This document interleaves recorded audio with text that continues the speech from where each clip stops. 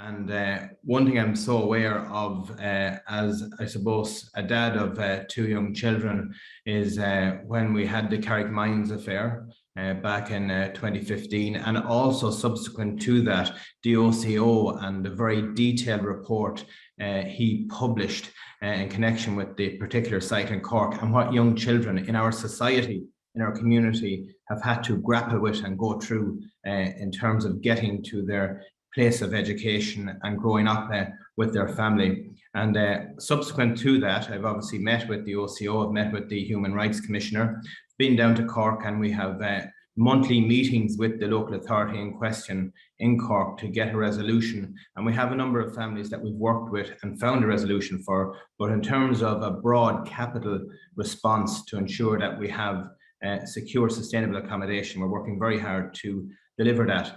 My tenure in 2020 is the first year that we've had the full budget spent, both capital and current, for traveller accommodation. We've repeated that again in 2021, and it's something that I have followed up with huge energy to ensure that pressing all local authorities right across the state to ensure that our full capital allocation was spent. I think that's so important, because we had a history previously of not committing or spending the full budget.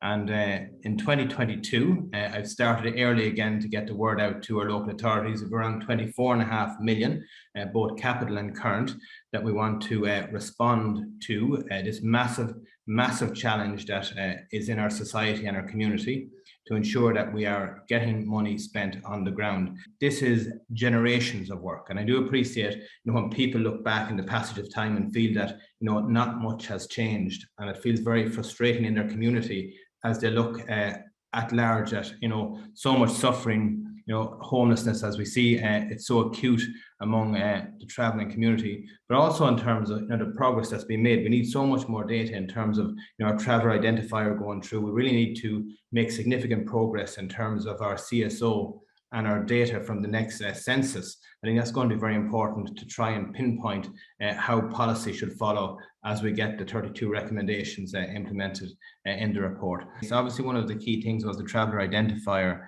in the first instance, to get the data to find out exactly what way our travelling community is housed, because there is a lot of the community that are in standard accommodation, that resources aren't captured going in. I was on site, especially down in Cork on a particular site, and going through the community there, and it's very varied what the community want in terms of, some are happy and want standard accommodation, others want traveller specific accommodation. It's important that we have clear lines that can take their views on board and have developments that are suitable to their needs, and that's not there in the system at the moment. And as people says, in terms of the methodology isn't working in terms of the appointment, and we went through that in detail and are continuing to go through on a monthly basis with Cork in connection with their letting system. I think that's so important. But I know in the broader picture, in terms of we're getting the increase in capital funding, I know the TAPs aren't going as they should be. They're not working as prescribed. I'm very clear on that. And